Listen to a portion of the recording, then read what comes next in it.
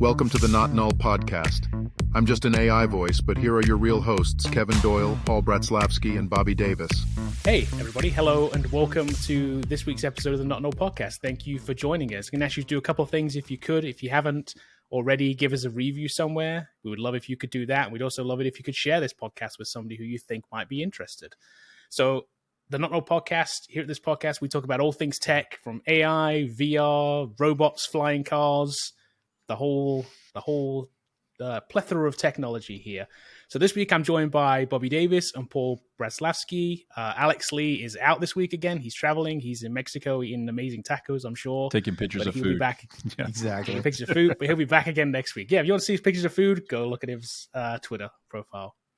So some stories we've got coming up this week. We're going to talk about fake moon pictures from Samsung. We're going to talk about ChatGPT4 and Microsoft's AI supercomputer that powers Bing. We're going to talk about the Twitter API pricing that got released and the fall of the Silicon Valley Bank. So let's get into it with our first topic. Let's talk about fake moon pictures. So I'm sure you guys have read this story. So basically what happened is we talked about this a few weeks back, and Paul got very, very jealous of people who have Samsung devices who can take pictures of the moon because his iPhone can't. Now, I'm sure he's not feeling so bad about it because it turns out those pictures aren't 100% real. I knew it. So what happened was, exactly, I knew it too, Paul. There's something was fishy there, right? And so did a user on Reddit. They thought the same thing we thought. A guy called I Break Photos, appropriate name for this, right? So what he did was he was like, he saw some of these pictures and said, those pictures look really good of the moon. Actually, they look too good of the moon.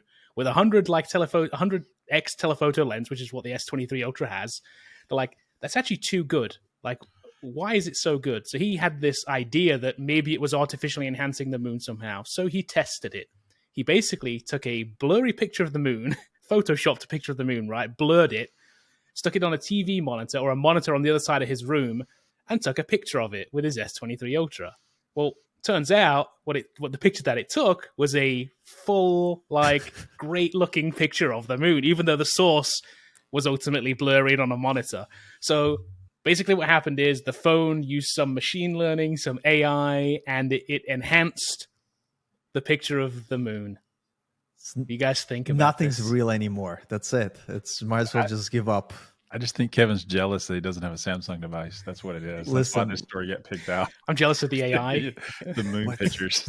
There's no stop. I only thought it was like TikTok filters, Instagram filters make people look fake. Now it's right. The moon. The moon is fake now. It's like, what's next? The reason they can do this, though, and I'll just show my science knowledge here, that the moon is tidal locked. So like it always faces the same way. Yep. And so you could overlay a picture of the moon and no one would know wiser. So apparently what Samsung is saying, why are you taking a picture of it? There's only one image of the moon that's worth. Let me show it to you. Samsung have said that they're not overlaying an image of the moon. They've actually come out and said what they're doing. So they said it. They say they're using like an AI algorithm. They have an official quote here somewhere from what they said. They said that it's no image overlaying or texture effects are applied. It uses artificial intelligence and machine learning to improve the photograph of the moon. So here's what was happening, though. Apparently, back in 2019, Huawei was accused on one of their phones of actually overlaying an image of the moon, which is probably what you saw, Paul. Remember when you said somebody had another phone and they were taking a picture? Yeah. That's probably what they had. And they were, although they actually denied it, it was proven apparently that they were overlaying an image of the moon. They weren't using machine learning or anything. They were like, point your camera at the moon and it overlaid an image of the moon. That's crazy. Straight up like throwing an image of the moon. Because there's only one picture that needs, there's only one image of it. It's always the same. There is only one image of it. Exactly. But it makes you wonder what other things are happen. It's not just the moon. There's no way. There's not just a moon thing on there. There's other things all that my you can friends take pictures hallucinated of. when I call, make a phone call. Is it actually a real person I'm talking to, or is it just like, We don't know. Right. Do they look like that? I don't know. That'll be insane. I don't know. It makes you wonder what's real on your own device now, because what would happen if you took a picture of the moon, right? You would swear, like if somebody asked you, like, no, I genuinely took that. Yeah. I stood there, I pointed my phone at the moon, I took that picture, that's my picture, that was genuinely what the moon looked like that night. But it didn't. It didn't. It was enhanced in some way. Machine learning and AI enhanced it. So it faked it. So what else does your camera fake? What's fakes, and we know that it has a sharpness, clarity algorithms. We've seen that in Photoshop. It's basically taking some of the built-in like mechanisms of Photoshop and sticking it in the camera to make images better. Yep. The thing that's disturbing though is that it's changing the image in the moon case entirely. Like, I know they're saying that they're doing this, but like it would just be so much easier to overlay an image of the moon, which is apparently what they're doing, and maybe changing a color filter and saying, oh, it looks red, so we'll keep it red.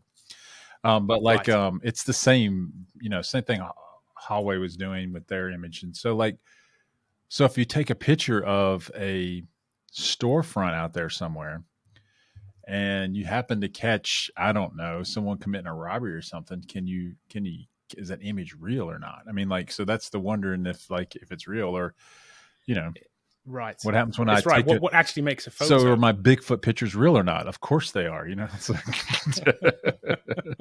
Right. Does it do the same with Bigfoot? Does it think we take a picture of the woods and it happens to see a hairy creature there? Does it assume that's Bigfoot and super? It automatically blurs Bigfoot pictures, is what it does. That's exactly what it does. So, yeah, we know nobody can get a shot of Bigfoot. It's insane because I would swear to you that my iPhone, whenever you take selfies, it just makes you look just a tad better. Like, and I'm like that. Yeah. I don't need more of that. Like, it's just like they're not asking you. They're just like, we're just gonna, because I look at the mirror, I know my face pretty good. I'm like, there's a wrinkle there, there's a wrinkle there. On my iPhone, none of that's there. It's like, they just smooth it out. And smooths it out. And I'm like, I didn't opt in for that. It's like. So there is an option to turn this off on the phones. It's in a menu. There is a menu option to turn it off, like AI, whatever it's called, filtering or whatever it's called. So you can turn it off on the phones. And I'm guessing if you do that, it just takes a blob picture of the moon, just like the iPhone does, right? Because I'm assuming it takes a bright white circle, right? So and to your point, Paul, yes, there are like the beauty filters that are on phones when you take selfies. Teams has it built in because we use Teams. There's an option on Teams to make yourself look. It's a little toggle button. You can turn it on, makes yourself look better, smooths your skin, like basically gives you that beauty filter. Need it for that YouTube beauty filter is what I need. That's what I need. That's my editing. But I make you look good in the editing. That's what it is. Soften you a little bit. The thing that I get worried about is that most people that you see online, they're fake to some extent.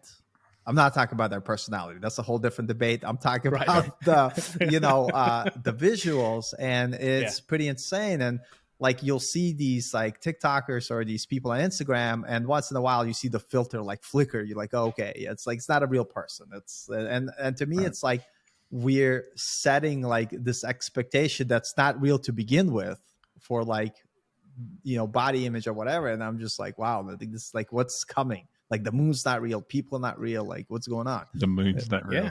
So. Yeah, the landscape pictures even. Let's say that you take, I'm sure it does something with all kinds of images too. I'm sure if you take a landscape picture and let's say it has like, I don't know, like a pylon in it or something, or electrical lines, like in the future, is it just going to automatically remove that and assume we want that not to be there? Right now, it's definitely removing backgrounds right now, the pixel. Yeah, it's crazy. So I don't know. I'm not sure if I like this or hate it. I kind of like it, but then I also wish we had more control over it. I wish they'd just be like clear about what's actually happening here. Yeah. I think that should be like definitely better communication. It's definitely making it's definitely optimizing your ability to take great photos. So that's what their end goal is. Yeah. And I do think the reason they picked the moon, and this is why it came out in the marketing, is because it's easily faked, because it's always the same. They didn't pick Mount Everest, or they didn't pick the Grand Canyon or anything like that. So a moon is an easy one to fake. Also, everyone can take a picture of the moon from where they're standing on planet Earth. So, what would be crazy if they combine something like Midjourney with like your camera, and you're able to take a photo, but insert some text prompts. And here's me meeting the president. Look at that. Here's me winning the lotto. Look at that. Right. You can't believe photos anymore. They're changed. No. And you can't. Yeah. It's pretty wild. Even like there's plenty of YouTube videos around people doing deep fakes of voices. which is like getting better and better. You could still tell, but they're getting to a point where you're not going to know what's real, like video, audio. And so how are they going to in the future be able to tell if something is legit or not, like in court? Let's say there's like a footage of someone committing riots. I don't know if you can. Like, I think even now, I mean, you can put an expert up there that says, hey, this photo is real, or another expert will say, no, it's fake. I can show you how to do that in Photoshop. So I don't know. I don't know how photos are going to be used in court. I wonder if there's going to be like some, like, again, more tin hat stuff, like something that you have a chip inside you. Every time you use any equipment, it takes your like biometrics and inserts it into like the video or whatever, or like your DNA. It's like, I don't know, like what's going to, I have no idea, but it's going, like, how do you like authenticate stuff? Because then it becomes like your word against mine or vice versa if you can't really tell the difference between what's every fake photo we take has to be on the blockchain. Is that how exactly? Web3. Maybe. Yeah. Maybe. Authentication of photos is an ongoing issue, and it has been for a long time because of things like Photoshop, right? It's been getting better and better and better. But when you can do it on your phone and anybody can take a photo and it's just a black box into how it was manipulated, I think that's just a slightly different thing. Yeah. Okay, let's move on to our next topic, Len. Let's talk about do our Skynet Watch section. Yeah. This is the part of the week where we talk about, should we bow down? Should we take the knee to our AI overlords yet? Still in the no camp? Everybody else still in the no camp? I've been in the yes camp for a while already. Like I'm just already, Terminator, Skynet. It's here. They don't want us to know yet, But okay, particularly topical this week with the release of ChatGPT4, the much anticipated and seemingly underwhelming based on anticipation from OpenAI. Well, so what do you guys think about ChatGPT4? Full disclosure, we made videos on this like 4 weeks ago or 2 months ago or a month ago. We're talking about ChatGPT3 and all the comments on our YouTube channel. Bobby, you don't understand. Wait till ChatGPT4 comes out. Well, it's here, people. It's the same. And what's the difference? Can someone explain to me what the difference is? Well, the difference is it now has multimodal. They haven't rolled it out yet. They said it would, but they haven't done it yet. But I'm sure they will. So it's basically going to be able to take in multiple, not just text prompts. It's going to be able to take image prompts. Right. It will not be able to produce anything other than text prompts. Yeah. It can still only spit out text. It can't spit out images or videos. Right. But ultimately, it's going to be able to take text or video and photo. Though they only said photo images to start off with. So that's kind of the big upgrade to it, and apparently it is upgraded. But it also came out that Bing AI is actually based on ChatGPT4 anyway. Yeah, so like it's exactly what Bing was, which already had problems. So the way I look at this is OpenAI and Microsoft just creating a meme generator. Like we could have wrote that in the boot camp here. So it seems like that's what they're going after. I want you to take an image, have some inputs, bring me an image back with the right meme caption on it, so we can't even bring the image back. I know, not yet. It's not even a good meme generator. They just try to collect more data. They're like, throw images. The funny thing was I logged into my ChatGPT3 account and it's like, would you like to try ChatGPT4? I'm like, sure, I'll try it. But then part of me is like, okay, is that going to be extra $20 on top of the $20 that I'm paying after the trial is done? Like, what the hell? Are they going to constantly add the tiers, and it's basically going to become play to win or pay to win? Basically, whoever could afford to pay the most for the model will be like, you'll have access to it, which is hilarious to me because they started as a open source AI company and now it's all private. So yeah, it's always going to be private and they're always going to charge for it. But here's what I think the future of this is going at. So one of the things that came out and said is that it'll take 25,000 words as a text prompt.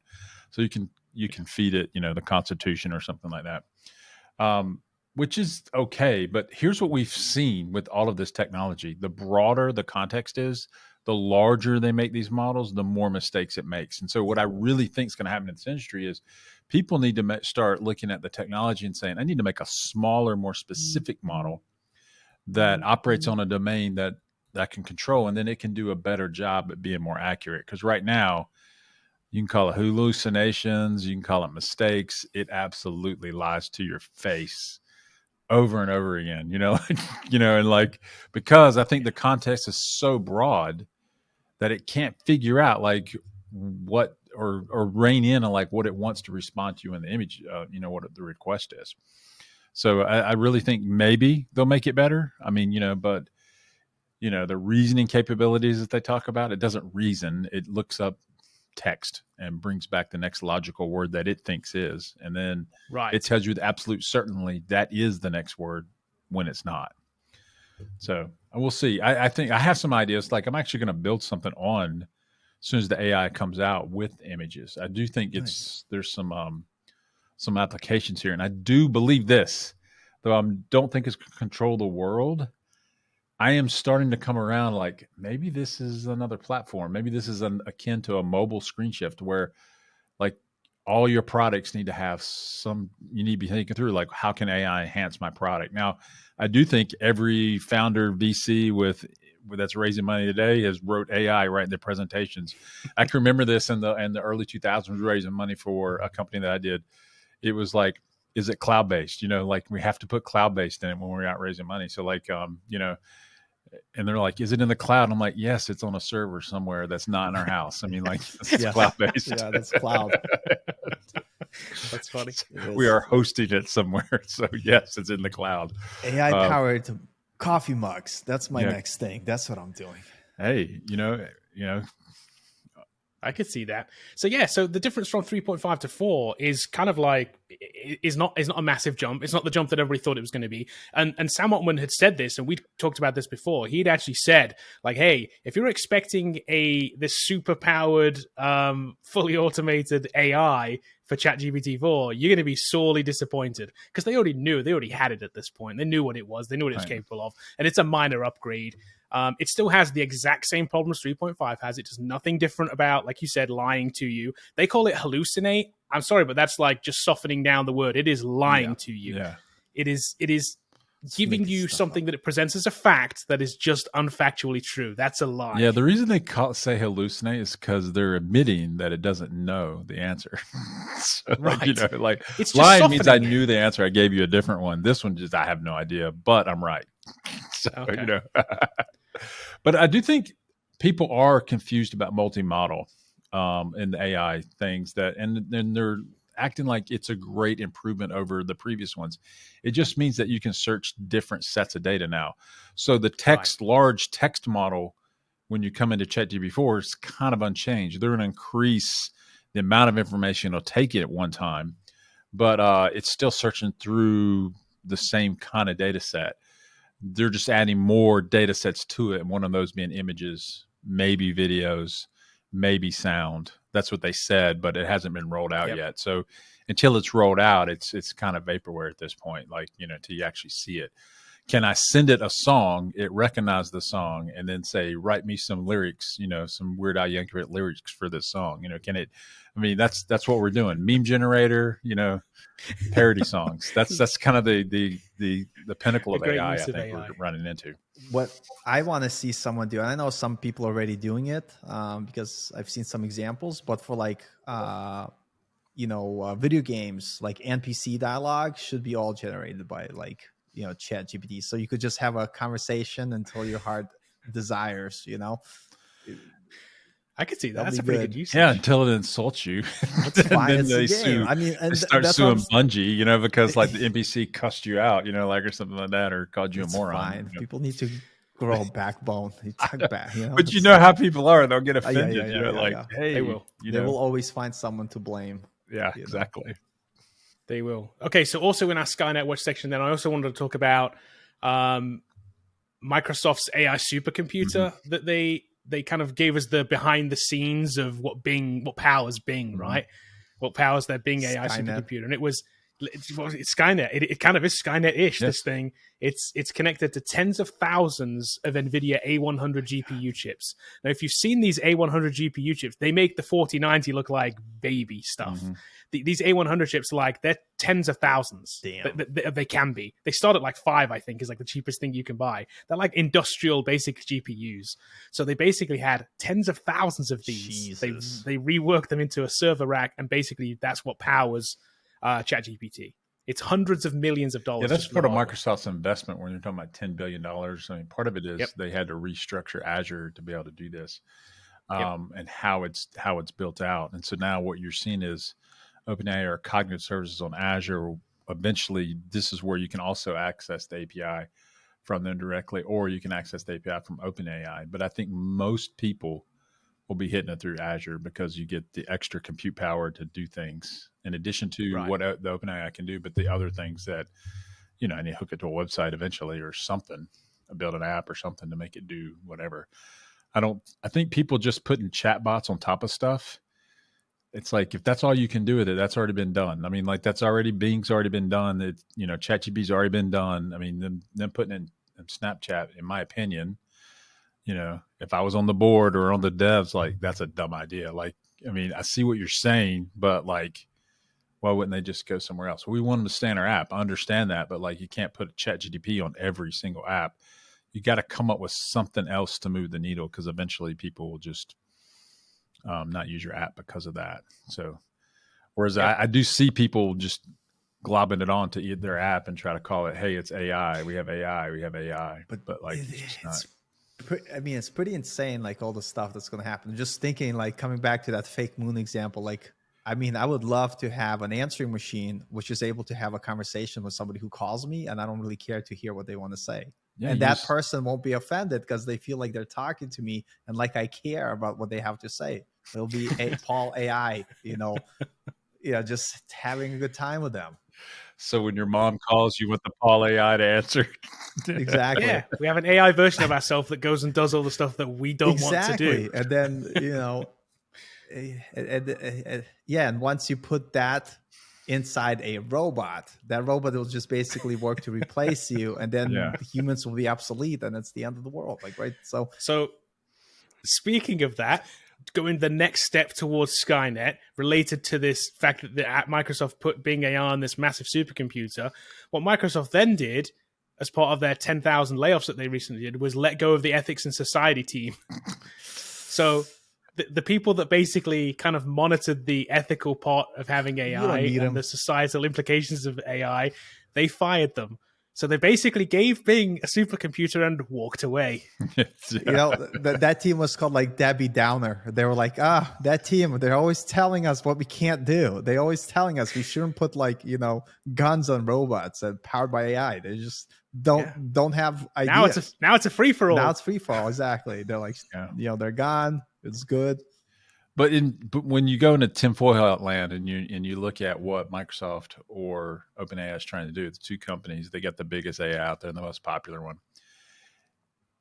I think they want to create Bing. I think they would eliminate websites if they could, and they want to control the thought of everything. You know, that's my theory. That's my tinfoil hat theory, that they want to influence all thought on all topics and everything. And so the only way you can get information is to go to the web. And now you can't even go to websites anymore. They're going to summarize them for you so you don't have to read them. You know, or they're going to do the moon picture thing where they like, well, this is what the summary should be. It's like, that's what Google wants to do for the web. Yeah, right? That's what they have been doing for the web. Google have surpassed being a search engine for their search engine. It's a recommendation engine. Yeah.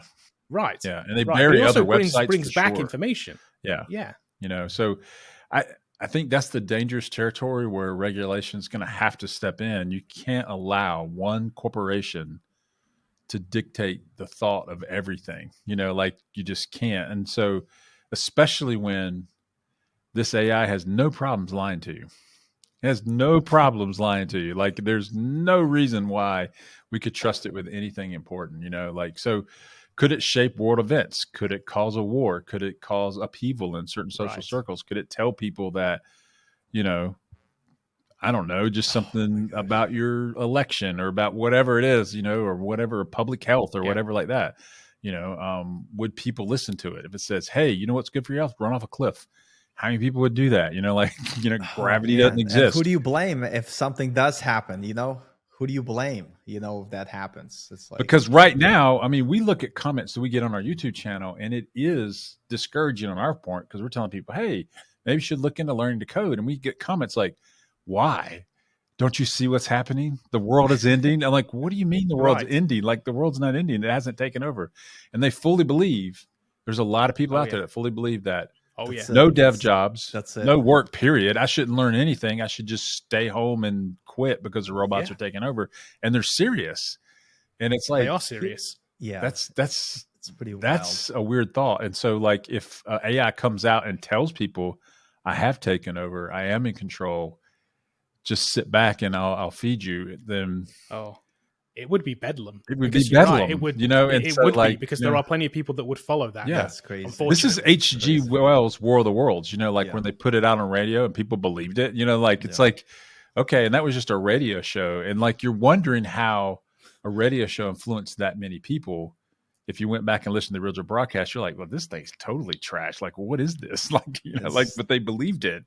You're right. It is something like going on right now with all this AI stuff. People really have these beliefs, which is crazy. Speaking of crazy things, you know how they have the doomsday clock, 90 seconds to midnight? It's like, we should do 90 seconds to Skynet. Yeah. We had like things that yesterday where like a Russian fighter jet shoots down a drone over the Baltic Sea and crashes into it or whatever. So could the AI generate a movie showing them doing it when it didn't actually happen, and then suddenly that gets run on news, and then they say, yeah, it happened, and they make 10,000 websites that says it did, and suddenly we're in World War III because the AI hallucinated. There's a crazy game called Deus Ex. I think in the second one, in the second one, all of the world news is all AI generated, and it's specifically designed to kind of, make people feel a certain way. And I'm sure, like, you think fake news is bad now. Imagine when it's all generated by AI. Bing News. Yeah, Bing News. Yeah, exactly. It'd be wild. So here's what I think, in a weird way, what could happen is, like, once you have soft serve ice cream, people think, well, that's the only ice cream we'll ever want. And then people start making, let's go back to handmade and hand dipped and like that. And then you taste real ice cream. You're like, wow, okay, that's different. So I do think that original content, hand built, handwritten, or whatever they're going to handcrafted, all those words could come back around in like websites, human created, content, content, and those kind of things. Real people doing it. I mean, I think those things could, in a marketing way, really kind of like go against the flow of audio. I've already seen articles lately, man. It's worse now. Like, even in the last 3 months, where you read an article that is just completely AI generated. I sent one to Kevin. I said, "What did you think?" I didn't read the whole thing. Kevin said, "Did you read it?" I'm like, "No, I just looked at the headline." And it's like, this is junk. This is AI generated. And I started looking at it like, wow, I need to start reading the article instead of just looking at a headline. Because the AI can write the headline, but then if I don't read the article, I won't know if it's just made up or not. And that article was completely fictitious. It was just it was completely made up. It was word salad. Yeah. Word salad. Yeah, it's funny. We had a couple of submissions of people try to pass their AI generated articles as human made, which is hilarious. It's word salad. It doesn't make sense usually. You can spot them in a minute. You can tell. Even the good ones where it's not word salad, it's still like impersonal, and there's a hint of something where you're like, this is not a human talking to a human. Well, the one that we were talking about didn't have like a through line, right? It just didn't have like a it didn't carry an idea through, did it? It like presented kind of an idea, and then it jumped to something else, and then it jumped to something else. It never really came back to its original premise. Right. Like, it just... So it's like my school papers that I used to write. The guy... Right, yeah, exactly. Exactly. Maybe it was pretty good then. Maybe it was very good. Maybe that was its impression of maybe someone put like, write it in the style of Paul's, high school papers, and it did a great job. Who knows? Oh, maybe. They were called blue books in college, where you had the essay books. I don't know if you ever remember that, when you had to fill out the blue book. Yep, yeah. And I remember I was talking to my old high school cross-country coach. I was in college. He goes, "So you're taking blue books?" I'm like, "Yeah, I got a blue book." He says, "Here's what you do. You just make sure the first page is really good, and then just fill out the rest. Talk about your summer vacation. Doesn't matter what you put on that last page." And that stuck with me forever. Just keep writing. Just fill it up. Like, make sure the first page is good. That's kind of what AI is doing. And after that, it just goes off the rails, and it's like, what is this thing even talking about? But I wonder though, like, how much reliance people are going to have on AI for like personal decision making. Like, it's like, I don't feel like making decisions today. What should I do today? And they'll just, and then little by little, people basically just let AI tells them. And so there's some important ones. There's some real important decisions that we shouldn't trust it to. So number one is medical advice. We should not let it have medical advice, especially for something that's really important. Like, you know, should I take an aspirin for my headache? Yes. But, you know, which colon cancer procedure should I pursue? Like, what should I do?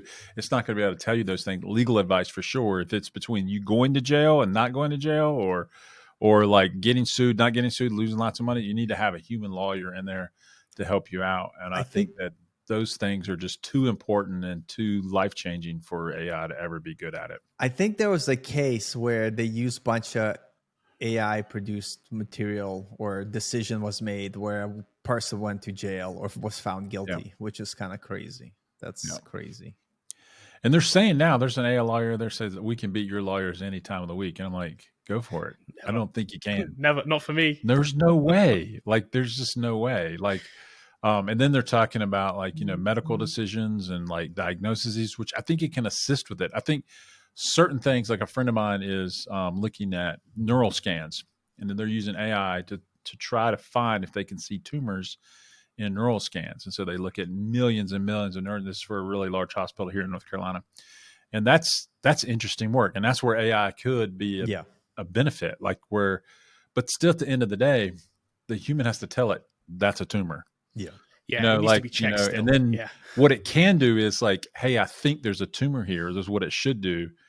Let me pass along this scan to a doctor who can look at it and has experience at looking at them.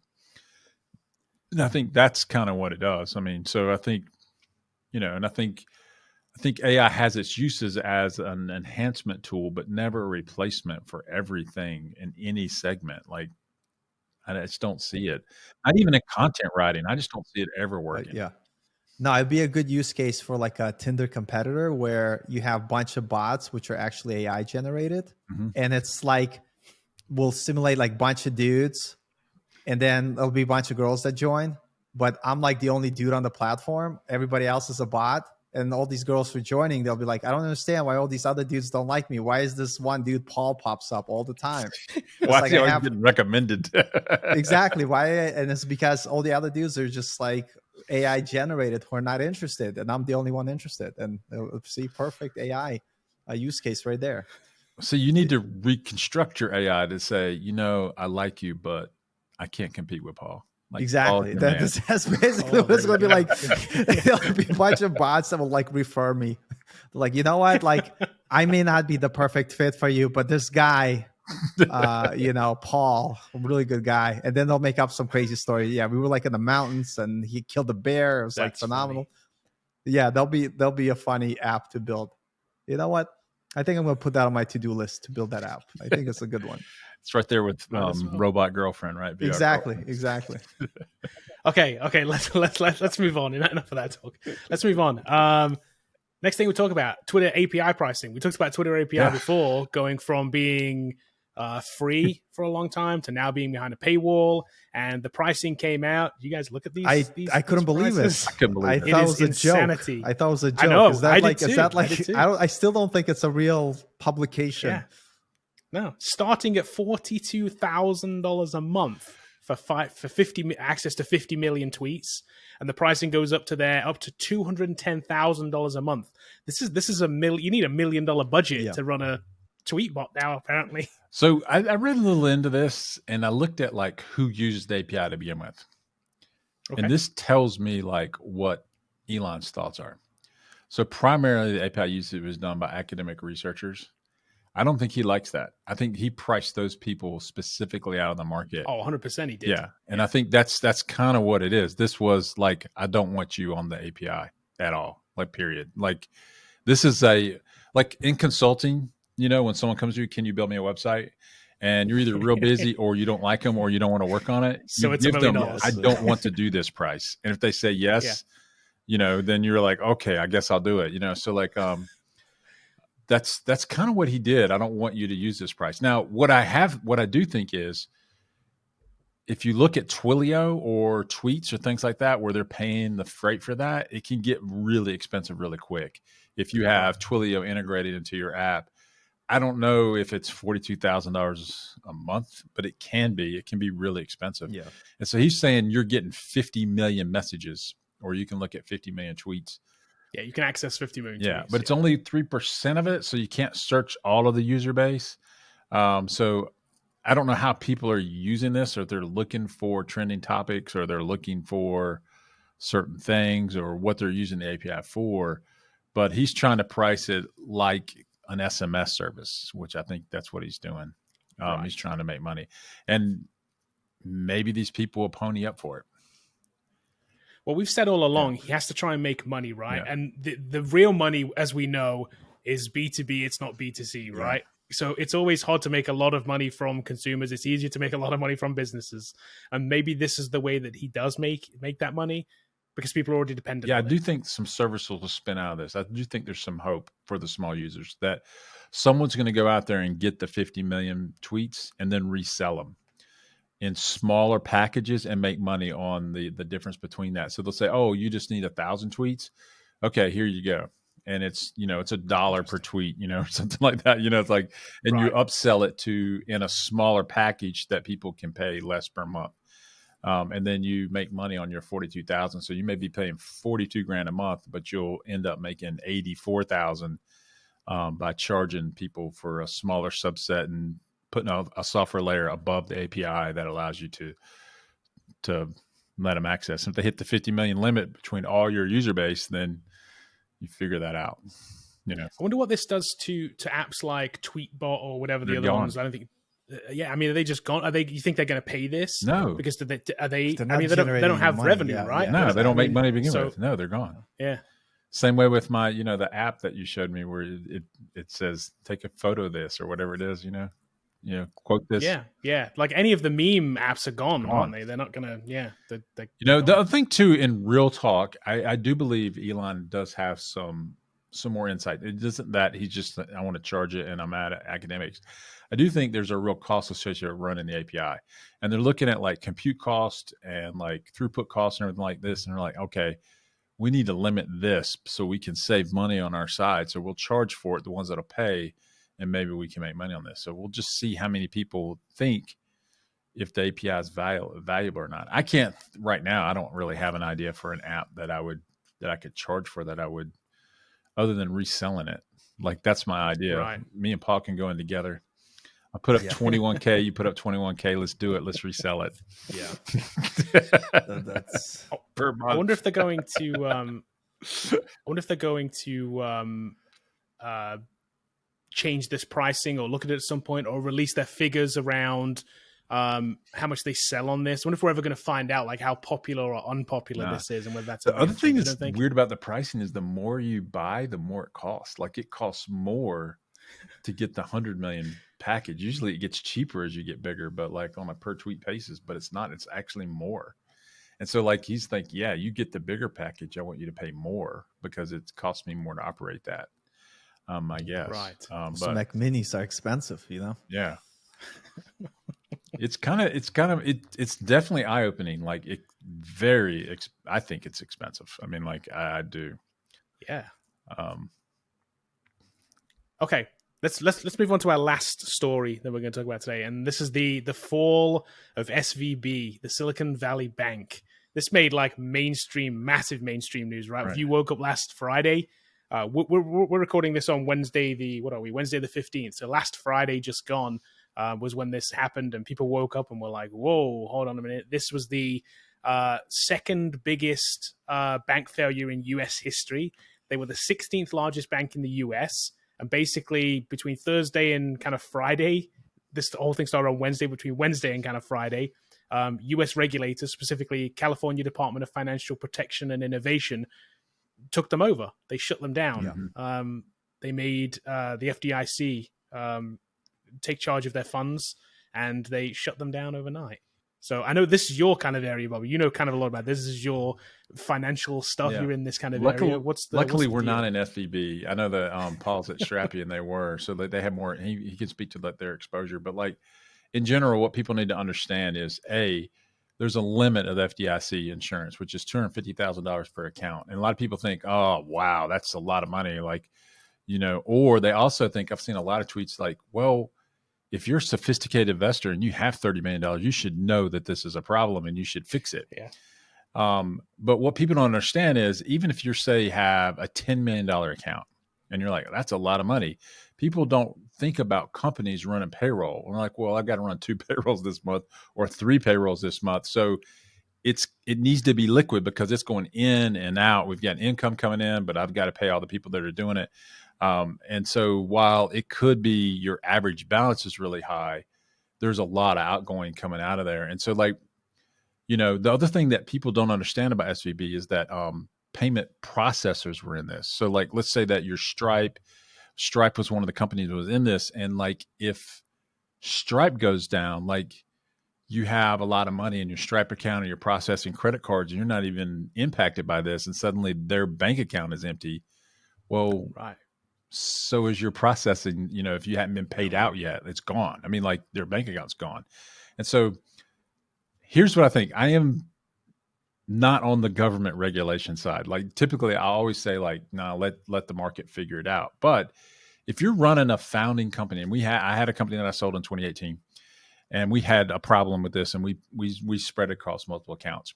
But when you think about it, you've worked 10 years of your life and you're into this company, you've got 100 employees, you're running, payroll of $6 million a month and you've got it in the bank and it just goes away because some dude or a group of people decided to say, hey, let's put all of our money in long-term bonds. And then the short-term interest rate's higher than the long-term rate. And people said, well, I've got $6 million in the bank. I can get 5% over here at this short-term rate. Let's pull some money out of the bank and reinvest over here. And suddenly they're insolvent overnight. That's crazy. And it's not the investor's fault of this. Like it's really not and I know like people on Twitter love to hate on like, well, it's big tech and like all these SVs are getting what they deserve. They're making all this money. But it's a lot of small companies. It's a lot of small companies, man. And like, and they're not big tech at all. Yeah. And they're saying you should be sophisticated. You're like, well, you know what I don't know? I didn't know about SVB. I don't know they're in long-term bonds on a Thursday. I mean, like, right. Like, why do I have to read their financial balance sheet to know if I should have a checking account there or not? I mean, I think a lot of people just did not realize or even fathom the fact that somebody would make such bad decisions. And they're just like assumed like, if I put my money in the bank, the whole point of the bank to keep my money safe, they're not going to do anything silly with it. And it's pretty crazy, like just what they did.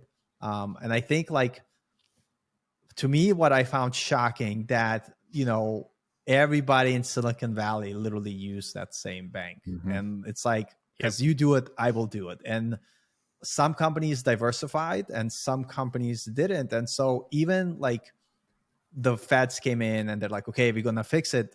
I guarantee you there's a percentage of companies that it's still not fast enough, that couldn't make payment on, to their like employees or their bills just because there's a delay.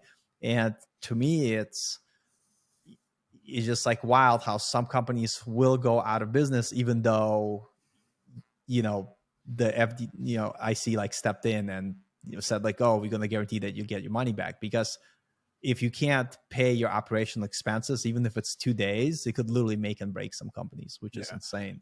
So like what I've seen is like the other thing too that is not well known about SVB too was you can bank there and have multiple accounts, right? But if you go in there and you're taking some of their venture debt stuff, so like in other words, like if you went to Silicon Valley Bank and you invest all your money there because you're getting some kind of venture-backed loan through their network, all of your banking had to go there. So some of these companies had no choice. Oh, wow. So and then you're like, then you do something in the banking world. Okay. This is in the banking world. People that run a bank, they put their stuff in 10-year long-term notes and like interest rates aren't ever going to change. And like, that is just in the realm of colossally stupid. That is colossally stupid for their level of operation. We're talking about the 16th largest bank in the world. It's not a 2-man credit union down the street here. Which didn't make that mistake, by the way. Yeah. Right. This is run by like supposedly very sophisticated people. The other thing that I don't understand is we have this heavily regulated bank system since 2008 bank fall. When here Wachovia was a bank on Friday, Sunday night, it wasn't here in North Carolina, and it was bought and sold like that. I remember when it happened. We're coding on the something, and then we weren't.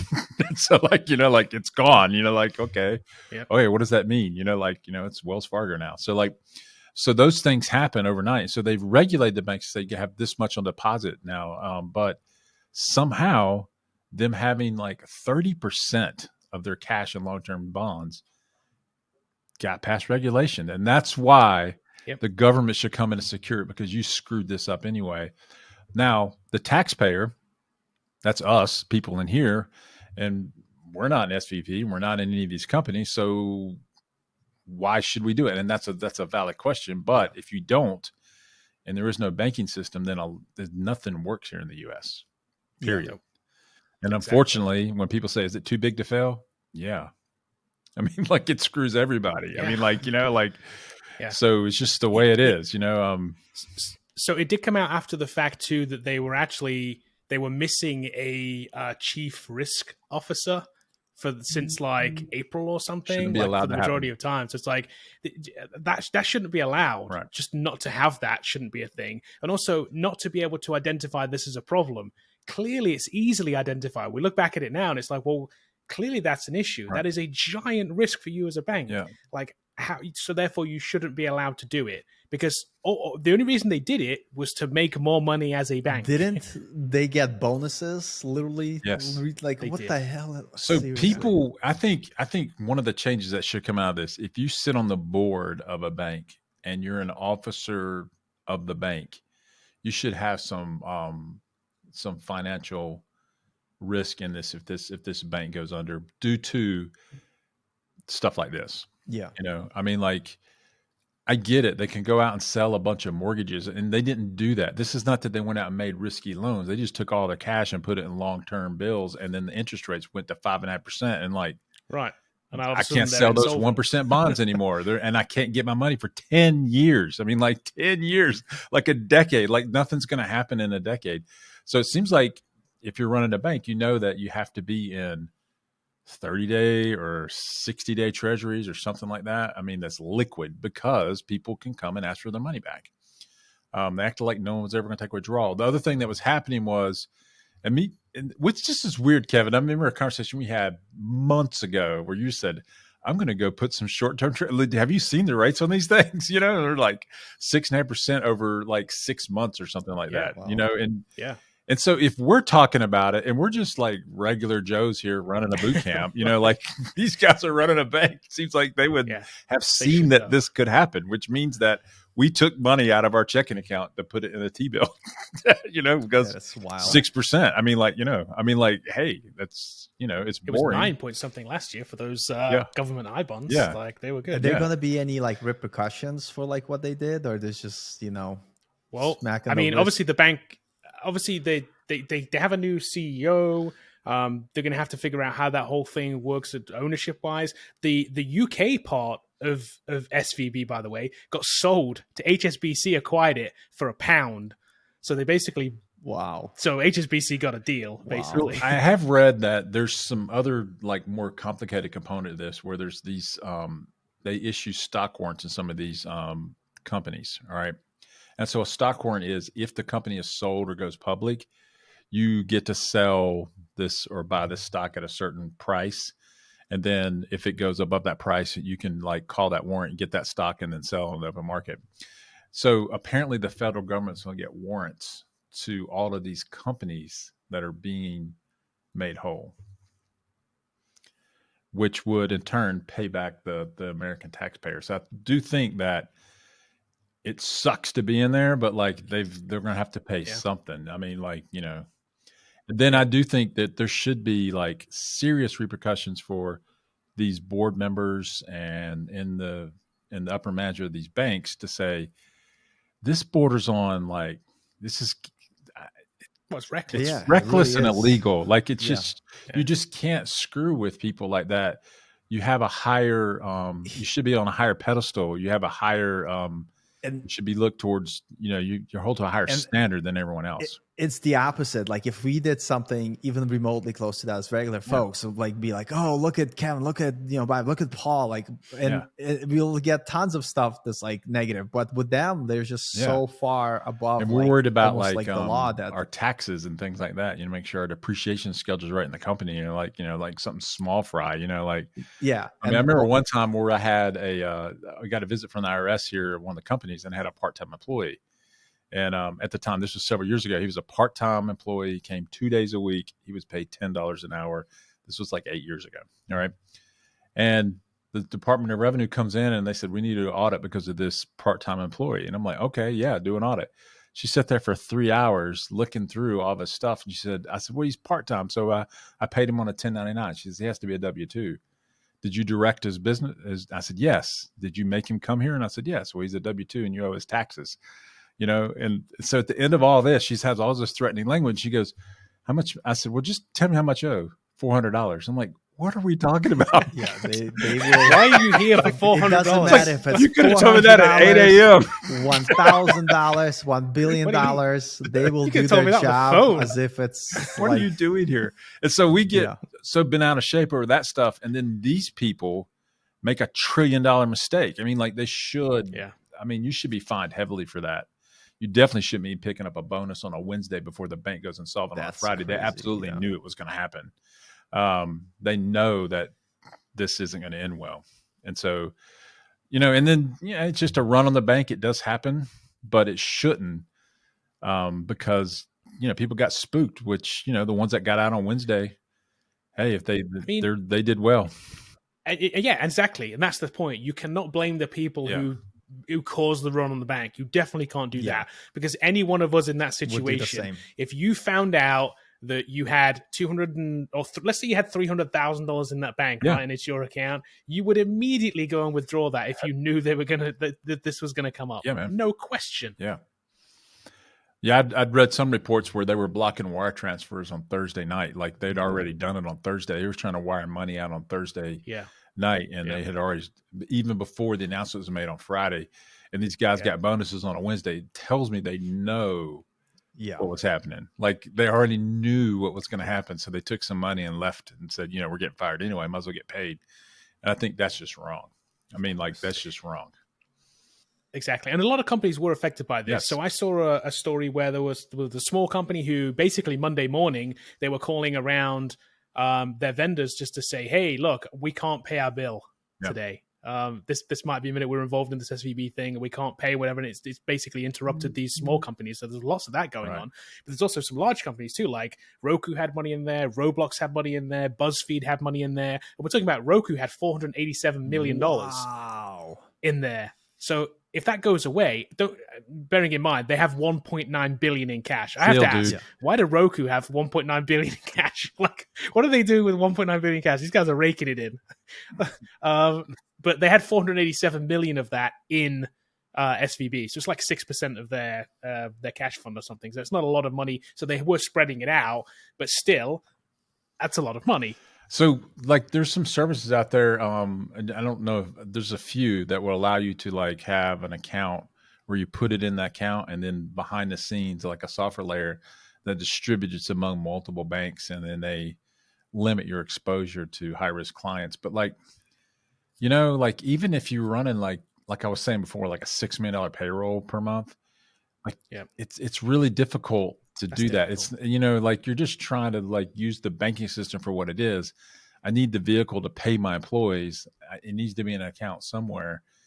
And why do I need to like do this artificial shell game to do that? And then it just invites fraud when that happens. So that's the other problem is like when you have, you go in and you try to evaluate a company and they say, how many bank accounts do you have? 40,000. Like 27. What banks are they in? I have no idea. The service handles it for me. I mean, like, did you know you're in the Bank of China? No, I had no idea. They just had a better FDIC rate than we could get. It's like you would get a better deal off like that dude named Leo who breaks legs if people don't pay back. Exactly. It's like then a regular bank. It's like, oh God. Yeah.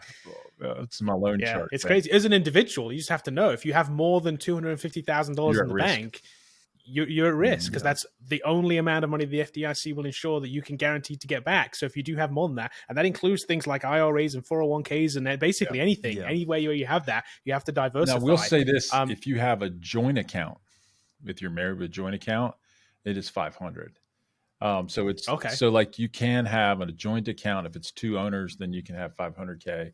But if you have multiple accounts at the same bank, it's $250 per owner. So like it's, so you can't have your checking and your savings and think, oh, I'll split it up between accounts. It has to be on different banks. Wow. So it becomes an accounting nightmare, especially from a company standpoint to do that kind of stuff. And then just like if you're running a company and you have this service layer that's just like spreading your money to 40 or 50 different banks, it's really hard to see if you're getting screwed over or not, or people stealing money or skimming money.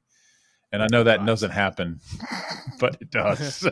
Yeah, but because that's where fraud can happen, right? Because fraud happens, man. It's easily disguised or easily disguised because it's not one through account. Obfuscation, where you just can't put your hands around it and you just don't know how much is in there, or how much went in, or where it went, or anything like that, and it becomes really hard. And so it's just not. I don't think companies should be able to operate, and then they should have a reasonable expectation that the bank is going to be run in a professional manner. And so this wasn't anywhere close to that. Think about what would happen if FDIC did not step in and just decided, you know what, they're all on their own. Stripe goes out of business, I guess. I mean, and then everything connected to Stripe could go out of business. Yeah. And then all of these companies in there, and so some would be no-name companies you wouldn't know, but it impacts all of those personal people. So they don't get paid, then their car payment doesn't get paid, and the mortgage doesn't get paid. And it is a contagion that goes through the entire economy. It was too big to where, we could have sent us into depression, where suddenly $1 trillion is wiped out. Yeah. Where did it go? That was the concern, right? The concern was that it would spread and there would be other banks. Will get it back to you, So I can remember one guy, I read one guy's tweet, and he says, I got my FDIC insurance check. I think this was on a Friday, and they said they'll give you a certificate for the rest, which is like $100 million. And he's like, I have a certificate for $100 million, and someone bought that certificate for him for 60 cents on the dollar. Wow. Well, that they made out, right? Because they ended up paying for the whole thing. So yeah.